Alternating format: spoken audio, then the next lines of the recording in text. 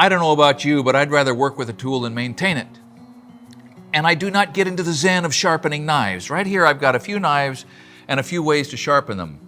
It ranges from quick and dirty to legit to one that I'll show at the end that is using something you've got laying around your house that you've never thought of as a tool for sharpening a knife. So in front of me I've got an axe, a sword, and 4 knives. They range from duller than my wits to sharp as a razor. The sharp knife was given to me by a friend, Or, in Israel. He's part of the IDF. Or, I hope you're doing all right. I hope all you people are doing all right. I know you're not all doing all right, but you're in my thoughts and my prayers. A lot of us are thinking and praying of you. But let's talk about how you tell what sharp is. And this brand new buck knife, I've never used it, I've never sharpened it, and let me show you what sharp means. That's what sharp means. You see that? The hair is jumping off that arm before the blade even gets to it from the factory. I've seen people, I had a grandson one time pick up a knife, and to test it for sharp, he was going to run his thumb down the edge. Wait, don't do that. To test for sharp, you run your thumb carefully across the edge, and you gauge the sharpness of the knife by the friction on your thumb. You can feel that edge engage with your fingerprint. And as your fingerprint drags across the edge, whoa, that's sharp. Now on the other hand, I think this knife was made by my wife's granddad. He liked to use planer blades. And that's not sharp at all anymore. This is one where you could carefully run your thumb this direction and not be cut. This one needs some work. Drag your thumb perpendicular to the edge. Now this one is something called a Green River blade-ish. You'll see meat cutters and butchers use these. It's a good hunting knife. They don't cost much. And this one will shave, but grudgingly. It's not like that buck. There are a few spots that'll shave and plenty of spots that won't. So this is sharp-ish. It's not what you want, but it may be what you have. All right, quick and dirty. Just got to happen, and it doesn't have to be perfect. The kitchen is where that shows up first. My wife is always, finally she got so tired of asking me to come out to the shop and sharpen her knives, this is an example, that she found this at a garage sale. And you know what? Her knives are sharp now. Or at least sharp enough that she does her excellent work without really any trouble. So you've seen me probably use this before. And yeah, this is quick and dirty because it is carving the edge of your knife. It is just, it's removing more steel than if you're doing it any other way. So these two are, back to work. Brady brought this little thing. I think I'm impressed. It has a carbide, rough, aggressive edge definer. And it feels a little safer than the other way. Yeah, I can feel that. Removing everything that's not coinciding with the angle. And then it's got these little ceramic pieces in here to sort of polish it and refine it. So, really good. And then, look at this. A little diamond file for getting into serrations. And what's this? Oh, it's a little kind of a steel, maybe. So this is about 10% gimmick and 90% good tool. It'll fit in your pocket, and it's by Sharpall. Anyway, quick and dirty, back to work. That kitchen knife will slice a tomato just like that. And this piece of a planer blade, it's not sharp yet, but it's sharper. Okay, so if you're only going to buy one stone, and I'm in a shop here that's got all kinds of stuff in it that's come from who knows where, my dad, everybody else, but this is a man-made stone, and it's a finer grit and a coarser grit. That corresponds to what we talked about in these other places.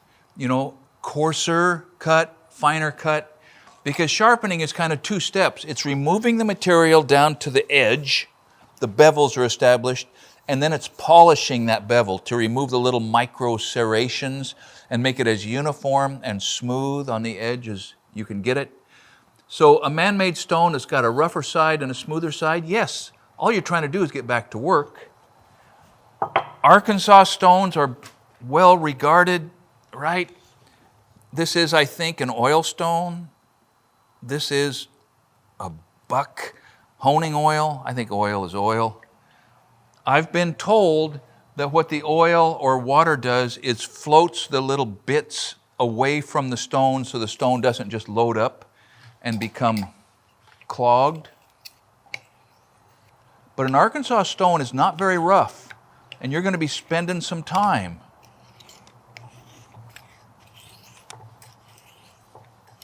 And who's got time, right? So I've already told you that I'm not all that when it comes to sharpening. But what you want to do is push down on it. You're not just rubbing it, you're trying to grind, sort of. And you're trying to burnish. On a stone this smooth, you're removing very, very little material, and you're polishing the edge. An Arkansas stone is kind of as smooth as glass. So you ask yourself, well, am I doing any good? Well, you are if you have the edge, the side of the edge, in contact with the stone.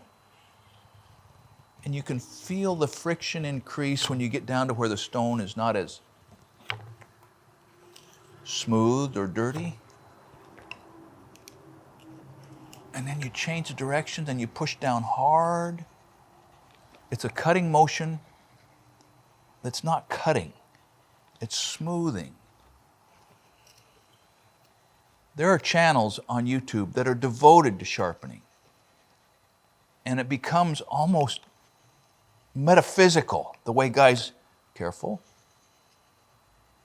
apply themselves to learning how to make things truly sharp. And there are stories, apocryphal stories about slicing feathers while they float to the ground. I have no idea. My friend Cy gets his knives sharp. He makes nice knives. He does it almost entirely mechanically. He has polishing wheels, paper discs. So it's down pressure, it's a controlled, identical motion.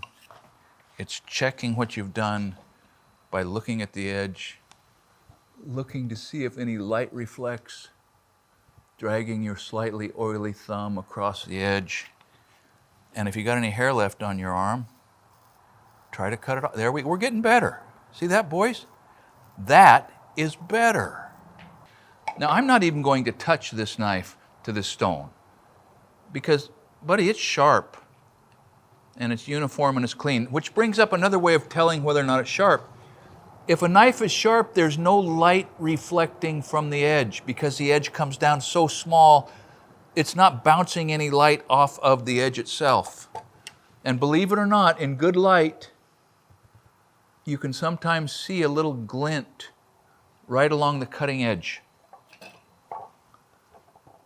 That one I can certainly see. What you're talking about is flat spots, right? And so the light reflects off of the edge. This is better than it was with just that little bit of work. Now, story time. This was my dad's double-bitted cruiser's axe. It's a true temper.